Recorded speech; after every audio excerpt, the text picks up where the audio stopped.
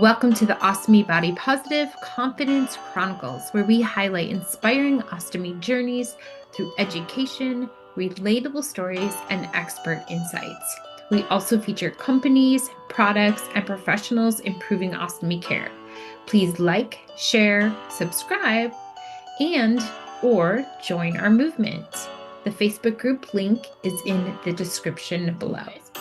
Brenda, welcome back to the Ostomy Body Positive non-professional podcast, interview, whatever you want to call it, because we're just doing our damn thing, you know?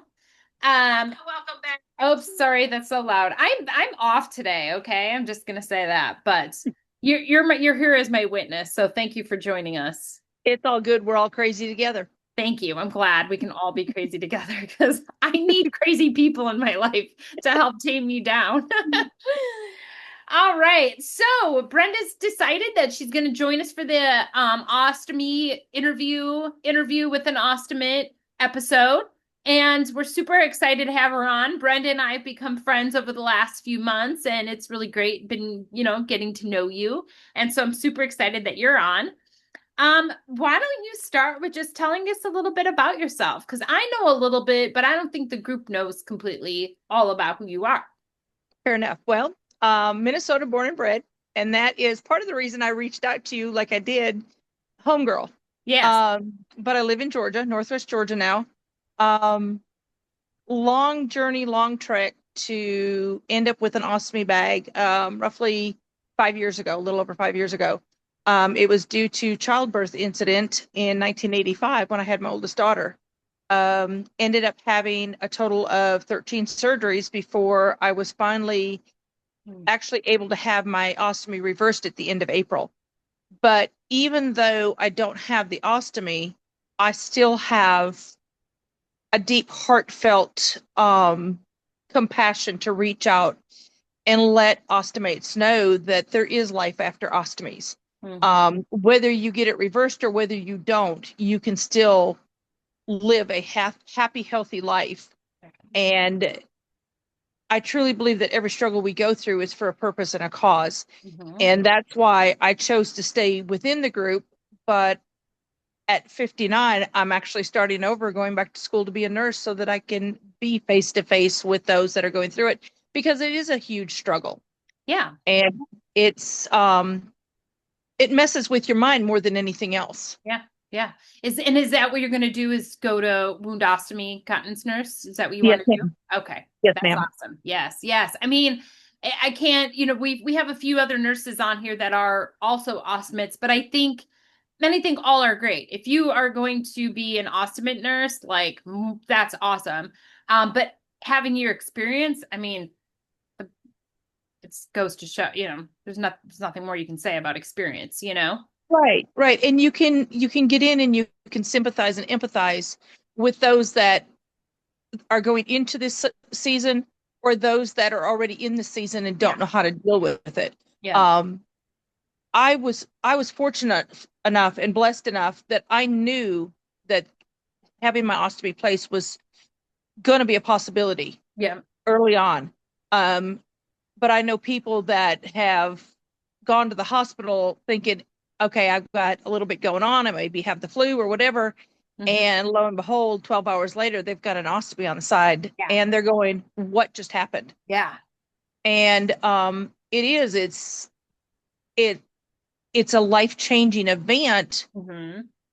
And to feel like you're in a place of you're broken.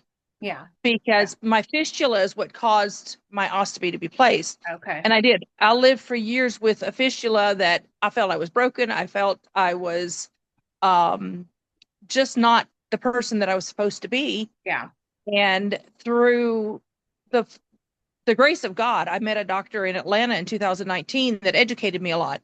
And that's where I feel our biggest hiccup is, from your belly button to your mid thigh. Nobody wants to talk about that area. Yeah. And we need to open up the education to everybody. Just because that's a private place doesn't mean it should be a private topic. Right. When it comes to ostomies and fistulas and things like that, I really think we need more education and more ability to speak about it. But it is a taboo Yeah. area to speak about. Well, and I think like every opportunity you can get, if you're willing and able as a person to educate somebody, like it's even last night, I was on a networking thing between women, a women's networking thing online, and a woman said, "What's that?" You know, she had no idea what my business was, you know, for ostomies, and she was like, what is that? And so I had to explain, you know, and so, but that's great because that gives us the opportunity when we openly talk about it with people, we have then the opportunity to advocate and make that stigma normal. So Absolutely. yes, that's great. Absolutely. And so then what type of ostomy did you have and how long was it then? My colostomy was placed in April of 2020, 22. Okay. um, April 20th of 2020, and it was Okay. reversed April 29th of 25. April 29th. Uh, Okay. so just over 5 years. Awesome. Uh, and being totally honest, there are days when I've been going through the transition trying to get my diet right. And I called her Harriet. I wish Harriet was back on my side because the burning butt, the flaming butt disease, whatever you want to call it, when Yeah. you get that reversal that some people deal with, is intense. Is it? So, Oh, but oh, but you're learning, you're managing, I'm sure every day that goes by it gets a little bit easier, right? yes, ma'am. Yeah. Well, can you share a moment when your ostomy helped you regain confidence in doing something you loved?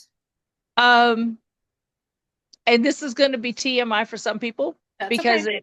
it was intimacy Okay. and being intimate because of my fistula. Yeah. And for my particular fistula, what had happened is when I delivered my daughter, they nicked a hole in my rectum. So I had feces coming through the vaginal tract. Oh, And oh, to her participate in intimacy was nasty. yeah. I mean, to me, it was very nasty. So actually getting my colostomy bag and being able to have a pleasurable experience, even though I had Harriet on my side, Yeah. was a huge step for me. Oh, sure. And I know that that is something that a lot of people have a hard time with is how is the person that I'm being intimate with going to look at me? Yeah. And the one thing I learned is if they look at you for your bag, you don't need them in your life. Yes, that's for sure. Um, Yes, but Scott and I were talking about confidence, and it can be hard to be confident when you have that bag, but when you just exude confidence, that's all you really need actually, because it's yes, magnetism, that's it's magnetic to just be like, hey, take me as I am, you like it or not, peace, you a- know? absolutely. And I get it that for some people it's a married, you're in a married situation, Hmm. and that makes it harder because you've been with that man or woman for X number of years and you're going, okay, they can't deal with this. But we have to remember as well that if you are in a situation and that person truly does love you, Yeah. they're going to be willing to speak about it openly Right. and discuss and go to places where they need to. I mean, the fortunate thing about having ostomies is we do have ostomy support groups here in the States. Yeah. Um, the one thing that I found is we do not have an actual fistula support network here in the States. The fistula support network is out of the UK and out of third world countries. So we don't have the meeting availabilities and things like we do for wound care and those types of Sure. things, which is hard. Yeah. But we do need to, as a person who's walking through it, if your mate is the one that's going through it, try to have compassion. Yeah. Um, yes, it's a life-changing event. Yes, it's a big ordeal. It really is. Yeah. But to show the love and compassion, voice how you feel about the situation and work through it together as a married couple or a long-term couple, it's either going to make you or break you. Yeah. But if you just started dating somebody or maybe you're fairly new in a relationship, if they can't accept it, like you said, peace out, Girl Yeah. Scout, good on Yeah. down the road. Exactly. Because for those who have it permanently, Hmm. you have to accept the fact that that bag's always going to be there. Yeah. And it's not just the colostomies or ileostomies, it's the urostomies, it's all the other bags Yeah. that we can have attached to our side. And we have to remember that I don't care if you go in a bag or if you use the main trap that was Yeah. originally created. We all have to expunge the waste from our bodies. Yes, we do. It's gonna come out one way or another. Yes, ma'am. What was, I guess looking back now, what was like the biggest adjustment to living with life with an ostomy, and how did you overcome it? Um, Living with the bag on the side, because I knew it was coming, Mhm. I kind of prepared. But I also was fortunate slash unfortunate enough, depending upon how you look at it. My late ex-mother-in-law wore a colostomy bag I remember you because, saying that. Yeah. yeah. So I had a little bit of experience with that. But also my ex-husband has an ileostomy, and I walked through that Hmm. season with him as well. Um, but even at that, getting over the stigma of how do I live my life on a daily basis? Yeah. Can I go out? Can I exercise? Can I do all the things that I did before? Um, it's a matter of reaching out and making the decision that I'm not going to let my bag dictate who I am. Mm-hmm. And I did. I went through it early on. I went through some depression with it. Okay. But when I came to the point of realizing that my bag is a part of me, Yeah. that I still have control, it made the Yeah. whole schematic thing. Yes, you take a little more care when you start exercising, especially if you're going to the gym and you're lifting and things like that. Yes, you have to manage how you eat, Yeah. but those things aren't just something that we should learn. It's something that no matter if you have a bag or don't have a bag, we Hmm. should be doing anyway. We should be Yeah. airing caution in Yeah. our daily lives with everything we do. Yeah. So despite where I was, I can look back now and say, you know what, I'm thankful for that season that I was in because Yeah. it taught me a lot about me. Yeah. It did. Yeah. Resilience, how to take care of yourself better. Yeah. All those things, right? Yes, ma'am. What our food is doing to us, Yes, which ma'am. which we've talked about in plenty before. Let's not even go there. That's a whole other Yeah, podcast. well, let's not open that can of worms. Um, okay, so how did you, how was your self-image? I mean, you said in the beginning it was you were a little depressed, but it seems like at once you got on your way after that depression, things became easier, right? So your self-image really didn't go too far, and it seems like it actually helped you because it helped you with the fistula. Yes, ma'am. Um, it honestly, going through that season, um, and I'm going to step back. I was a woman who was very insecure, very unsure of myself, very down on myself. Yeah, Between the divorce and then just a few years later having the fistula or the ostomy placed, I had to go through the season of learning how to love myself. yeah, And um, having Harriet on my side actually helped me understand that I wasn't the person that I seen myself as.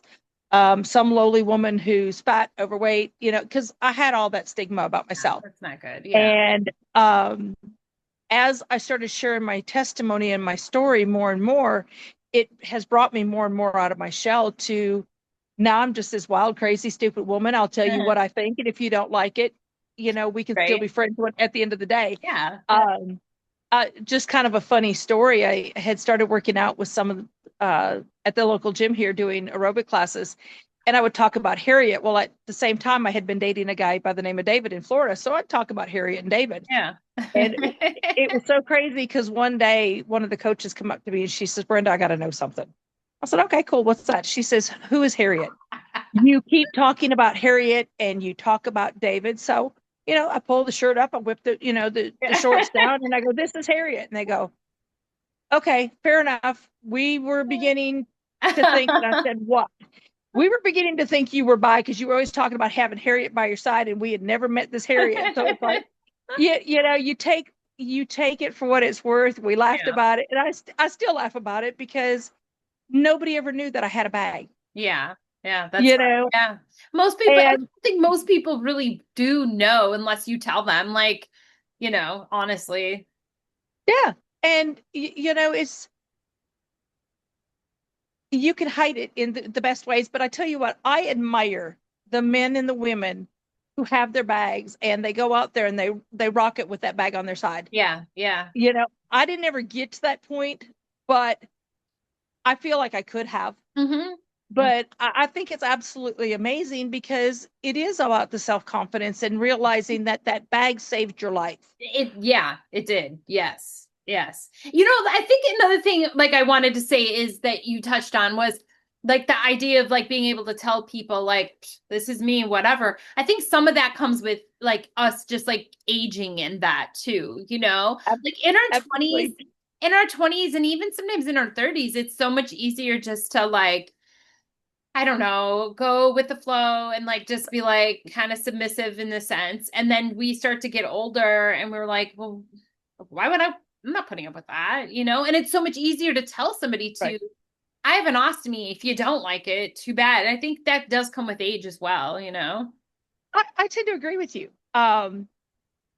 And to be able to be that open um, makes life easier. Yeah. And I think that's one thing that I would say, especially to the younger ostomates. Yeah.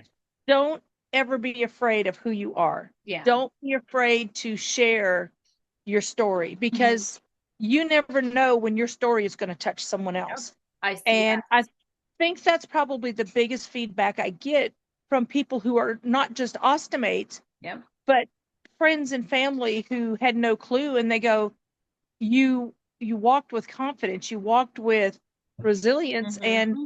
to watch the journey you walk through Yeah. and to see where you're at.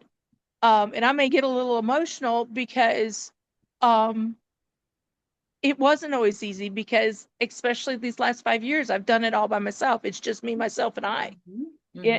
And to know that my story impacted others Yeah.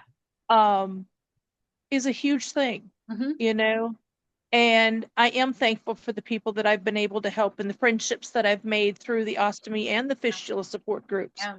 Um, and the one thing I too that I another thing that I really want to express is don't ever feel like you can't reach out Hmm. Hmm. because there is somebody who understands the feeling that you may be going through Yeah. or the fear that you're facing with the next step that's coming in your life and in the journey that you're going through. I Um, I agree. I you agree know, because I think that's one of our true tests here on Earth is like, we've been told we're not given anything that we can't handle, right? So there's that. right? But two, I think sometimes we're given these things because our mission on Earth here is to help the people that also have those issues. So in like Buddhist culture they call it the Dharma, or in the Bible it talks about living your purpose and that. And I think that's what the that connection, that spiritual connection, is huge, because that is how we realize that we're here to help people. We're here Yes, to ma'am. we're here to just lend a hand. If it's one person or 7.2 thousand on Ostomy Body Positive, Right. yeah. So Absolutely. so I commend And you. well, I appreciate that. Um, yeah, don't be a solid partner in the corner, I guess is the best way to put it. Yeah, Um, yeah, yeah. you know, and And I when you're realize, ready. yeah, because I was going to say, not everybody is Right. ready to share that story, Yep. and that's okay because there's people like me and you Yep. who we are comfortable with where we're at, and Yep. we're not afraid to share that story. Yep. Exactly. And for anybody who listens to this, or feel free to reach out to me if you want to know more about my Yeah. story, because I'm Yeah. cool with that as well. Yeah. Yeah. And the same with like showing the bag in our selfies. If you're not comfortable showing your bag, you don't have to do that. This is just the platform here to be able to provide that support in a non-judgmental zone. And when we do have the judgments come up, we handle those. But Absolutely. yeah, And yeah, you guys do a great job too. I mean, I am part of other groups as well. I mean, I can't say that anybody probably isn't, yeah, that yeah, is the nicety, but that's some of the other platforms, it gets a little yeah, rough. yeah, I've heard. And I I love the fact that you guys are on top of things and the love and the compassion that we share with each other, Um, because life is hard enough going through what we're going through yes. to turn around and feel like we're being judged. Yep. And that's definitely, we'll give a lot of credit out to Scott, because Scott does a lot of that back end stuff, making sure people are I mean, he's like the police over here, you know what I'm saying? And then, and we got Dwayne on it too. And yeah, we're a good team and I love it. But it's the people like you who are on it who are the ones that are, that are making it, that are making it happen. Because if we didn't have all you here, and all the tips and all the love and all the support and all the advice, it's beautiful. I love it. So. What do you think is a misconception about life with an ostomy that you wish other people understood? I think a lot of people think that it's dirty. And Yeah. it goes back to what we talked about earlier. Yes, it's the waste refuse. Yes, it's on the front, portion of our body, but we still have to get rid of it. Yeah. And I I think people have a lot of stigma in regards to um, you're going to end up with diseases, you're going to end up with this, you're going to end up with that because it is. But it's really not any different than having the back door working the way the back door is supposed to be working. It's just been rerouted to the side of the house type thing. Yep. Yep. Yep. And it goes back to education. We don't have enough education. We have people who, and I think it's society in general. We just don't want to talk about that belly button to mid thigh Yeah. area. Yep. Yep. But Yeah. I Understood. think, No, yeah, I think you're right. I think you're right. It does come down to that dirty word, the D yeah, word. Yeah. yeah, absolutely. What is a piece of advice or a tip that you could give somebody that would make managing living with the ostomy better? Be thankful that you've got an opportunity to live with an ostomy. Yeah. Um, I do know people who have had the emergency surgeries. I have a young lady that I go to church with a few years ago. She about died from sepsis, Mm. and she went in thinking they were just going to pump her full of IVs and send her home, a few days later. And no, she went home with a bag. She Oh. totally freaked out. I have another young lady who in February she got her ileostomy. First part of July she ended up with the Barbie butt. Mhm. And for her it was easier because she had dealt with UC for 10 plus years. But look at it at the opportunity to live life, Yeah. because not dealing with cancer, not having the misfortune of the intestinal diseases that so many suffer from, um, that colostomy or ileostomy or whatever ostomy you end up with is the life-saving device that you have. Yeah. Yes, it's a little bit more to take care of. It's not just, simple go to the bathroom or Yes. climb in the shower or whatever, but you still have a chance to live your life to the fullest. Yes. You're given that opportunity to continue to witness the goodness of things that are around you. Yeah. Life doesn't end with an ostomy. Yes. For so many, that's when y'all really start Yeah. to be able to live. Yeah. Because Yes. and I'll call her name out, Haley. She's one of the young ladies that I know here locally. Hmm. She's 23, now has the Barbie butt, but I met her in kind of like you. I met her online, Yeah. and when I met her in January, she was constantly in the emergency room Mm. um, from the UC that she had since she was about 13. Mm. And now with the Barbie butt, she says, you know what, I can finally enjoy my life. I've got Gave her a little back her boys at home. life. Yeah. Absolutely.